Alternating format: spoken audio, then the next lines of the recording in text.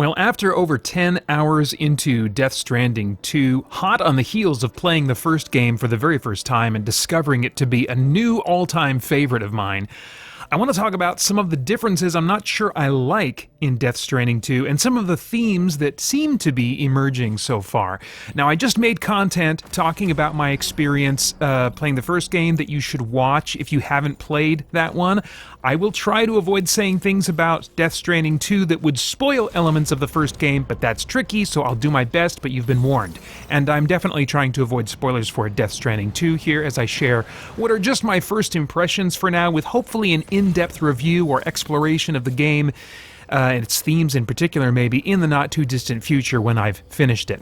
Okay, so first off, the story, the setting. This takes place just months after the events of the first game. Sam's new status quo is a very sweet and satisfying realization of where the first game leaves him.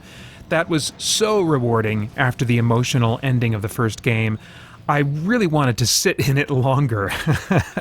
But a new game needs new trouble to overcome, and so peace is taken from Sam in a very jarring way, and he loses a lot. He has to emotionally figure out how to move forward, and a returning character suggests that he do that by helping build more connections in other places in the world, much like he did in the first game. So this feels very business as usual in terms of what Sam is up to. But there are some more strange phenomena related to the Death Stranding and the beach, and deeply nagging questions about where Lou came from that begin to drive the story. It takes a few hours to get to that point, especially about Lou, but eventually we get there. It seems like that's going to be a significant focus of the story in the long run. I love this world. I have come to care about its characters, Sam especially, but I'm hoping the story will give Sam a journey of character again, something that will shape him as a person, rather than simply a journey to solve a mystery. Now, that's very possible that we'll get that kind of arc for Sam eventually, a shaping character arc, given that Sam's character arc was a slow burn in the first game that really ramped up in the last fourth, I'd say. But it was so hugely defining, that character arc of his, by the end of the first game, that it feels a little disappointing to me to not have as obvious a character arc starting up here. Now, yes, there is the presented idea of him recovering from his loss as a starting character arc, but I think that's a false arc at this point. That's what it seems to me, because that loss seems unlikely to stick that he experiences in the early hours of the second game. And given that what he loses he still kind of has in another way, keeps the loss from being truly felt by me. And it's even confusing in some ways given how Sam treats that loss and how he labels that loss compared to the actual nature of that loss. Okay, that's me really trying to dance around spoilers. We better move on. The performance capture of the actors has improved on what was already exceptional in the first game. And maybe I'm just used to this world now, but it seems like there is less weirdness in the characters that I'm having to adjust to. Now, an exception for me would be Doll Man, a character who is a person, a spirit animating a string puppet. And I thought in the preview material or the trailers, I was like, oh my gosh, I'm going to hate this character. I'm going to, it just seems silly. I thought I would strongly hate Doll Man, but the supernatural explanation of his nature makes him acceptable to me in context. I'm surprised that it works okay for me, but it's still not something that I would choose or gravitate toward. New characters like Tarman and Rainey have some interesting, beautiful, and or tragic aspects of their character or backstory that I really appreciate, but most of the original cast from the first game is absent or present only for a little while at this point before shifting focus to these new characters. That is a bit of a shame because it keeps them, all these characters, first game and potentially in the second game here, in the realm of concept to be explored instead of character to be invested in. And I thought, okay, well, we understand the metaphor of who Dead Man is, who Heart Man is, who Die Hard Man is. Now let's get to know them and invest in them more as people instead of these allegorical sort of concepts. And they did get past the allegory pretty early on and investing into them some in the first game, but this would have been a chance to really invest further in them. But instead, it seems like Kojima, the creator, wants to go on to new concepts, new ideas, instead of developing these persons, these characters more. And so there's a little bit of disappointment because my preference is always deep, long-term character development, but oh well. But you know, at the end of the day, my investment in Sam now is strong, and the bottom line is I'm here for him and his continued story. I'm on board and invested based on the merits of the first game, and the story, the gameplay, all that stuff has earned my purchase of the second game. So even if Sam's story isn't as strong this time around, it's too late. I care. But we'll see. As far as the presentation goes, you know, visually a lot feels familiar. Same with sounds. As far as like the props, the tech, the buildings and stuff, because we're seeing buildings by the same company and stuff. There's definitely some new, like the big ship that they're traveling around, the tar ship that they're traveling around in. That's a totally new design. But the repeated designs is not a problem. It likely aided a quicker turnaround to produce this game. But the scenery has changed a lot to much more of a desert atmosphere, which to me feels a lot like home as someone who's lived in Arizona most of my life. And the landscape looks all the more, I think, photorealistic in this game. The character models, the animation, it's all closer to reality. And there's a scene with Sam. It's featuring some subtle movement and subtle performance stuff that almost had my jaw dropping with the amount of detail they were able to capture in a video game. It's like, dang, man, that's really an upgrade. Not every scene was like that, but there was one scene that was like, oh man, they're really showing what's possible here. The music feels a bit more stylistically varied so far, which I'm not into as much, especially when it uses classics instead of moody, quiet, more modern electronic music with vocals and stuff. The music was a defining element for me, I found, in the first game, so I hope that those kinds of vibes return before too long. Not much more to say about the presentation, except that, you know, like the first game, these are once again some of the best visuals in an open-world game I've seen, and it wonderfully pulls me into the world with its realistic-looking details as well as its otherworldly, horror-inspired creature designs. Some new villains are also introduced with a striking, stylistic aesthetic. I'm being visually pulled into this unique world in both comfy, familiar ways and with new visual ideas that I do find captivating. Now, the gameplay, of course, is sort of king for most video games. As I mentioned earlier, the premise and gameplay starts out feeling like business as usual, but after a couple hours it starts jumping past the progression pace of the first game, especially with vehicles. I'm walking way less in these opening hours compared to the first game, and I'm not sure that I like this. Trips, because of vehicles, are shorter many times, and so they lack some opportunity to get into that quiet, contemplative space of the original, which I didn't find boring because the balancing mechanics and other hiking navigation issues requiring ladders and climbing ropes and stuff kept all of that interesting. So I liked that vibe, and having some of that sliced out to make these trips faster, I'm not sure I like that exchange. Combat with humans is also leaned into much more, with more weapon variety and greater expectation that you're going to get into gunfights and sort of take down outposts like you would in a Ubisoft open-world game almost.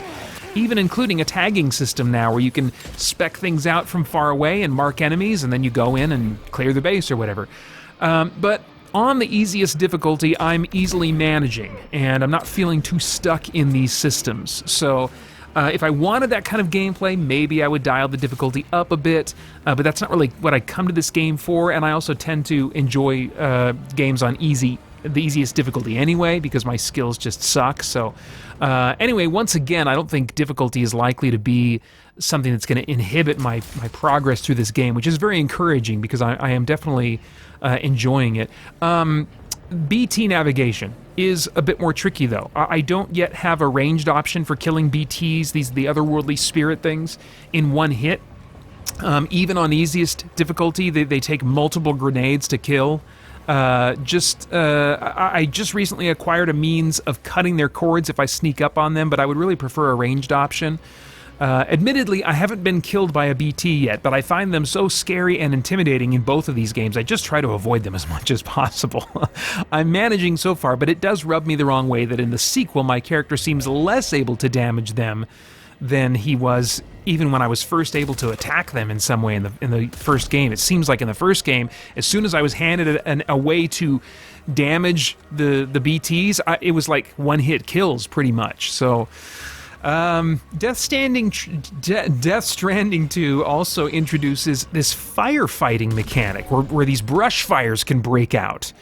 And you need to navigate through forest fires, basically, and, not get caught on fire. And so you get this spray gun that shoots tar to put out fires. Yes, tar, which is flammable, is used to put out fires in this game. Now, okay, it's a special mystical tar from the afterlife or something, but it's tar. So I guess I shouldn't be surprised, but it takes frustratingly long for a blast of tar to actually put out flames. And in one sense, I'm like, dang it, this should be putting out flames faster. But then in the other sense, I'm thinking, but it is tar. Hey, do we maybe have a non-tar method we could employ? This doesn't seem like a great idea. Now, ironically, boss fights so far, I've been through 2, have been less stressful on the easiest difficulty than navigating a field of BTs. Like the first game, I can usually finish boss fights in a minute or 2 and take little to no damage. And their spectacle, because I'm such a sensitive guy, still feels intimidating, and their designs are awesome. But thankfully, it looks like they will once again not be a source of frustration in their gameplay, only a source of appropriate dramatic intensity because of their presentation. Of course, when I'm playing on the easiest difficulty as I am. So I'm very optimistic that despite my crappy action game skills and lack of patience for failure and repetition, Death Stranding 2 will allow me to enjoy an intense cinematic gameplay experience without halting my progression at all with a requirement that I mechanically get good to see the rest of the story and the world that I'm invested in. I really wish all games had this level of accessibility on their easiest difficulties, because I love being able to see this world, see these stories through to the end. So in general, much of the same gameplay I enjoy has returned, but some of it takes a back seat more than I'd like at this point to make way for gameplay elements that are not what I signed up for. I'm still clearly in the stages of the game where these concepts are being introduced, and if the first game is any indicator, Death Stranding 2 will be introducing at least some new mechanics for most of the main campaign. So a lot could change. It will depend on which of these mechanics they lean into, how much in the various missions ahead of me. A lot's unknown at this point. But if there is one element of the game that I am disappointed by so far, it's the nature of these additional mechanics and the types of gameplay being pushed aside a little to make room for them. Okay, as far as themes, is there anything of moral, philosophical, or spiritual significance that could trigger some worthwhile thought or conversation?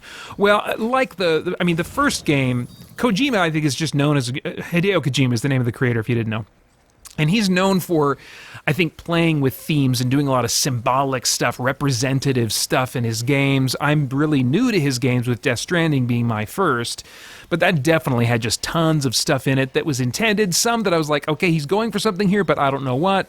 And then other things that may have not been intended, but nevertheless paralleled real-world ideas that I found worth reflecting on in light of the opportunity in front of me in the game. The original game clearly had a strong theme of being relationally connected, having real community, real relationships, working together for the benefit of all, which eventually crystallized into a theme of parent-child relationships, among many other themes as well. But I mean, that was clear right at the beginning that this theme of connection, this relational connection, was going to be a big part of the game. I haven't seen as obvious a theme being presented in the first 10 hours of this game, apart from maybe loss and grief, as I mentioned earlier, and yet grief does not seem appropriate as a theme that this story is going to be able to sink its teeth into. As in the case of both characters who are experiencing great loss, there is still a hope that what was lost can be regained. So if the game truly wants to explore the grieving process, I think it needs to make those losses feel more final. to me, or at least to the characters experiencing the loss, but they don't seem totally given over to the loss yet. It's kind of inconsistent. I don't know.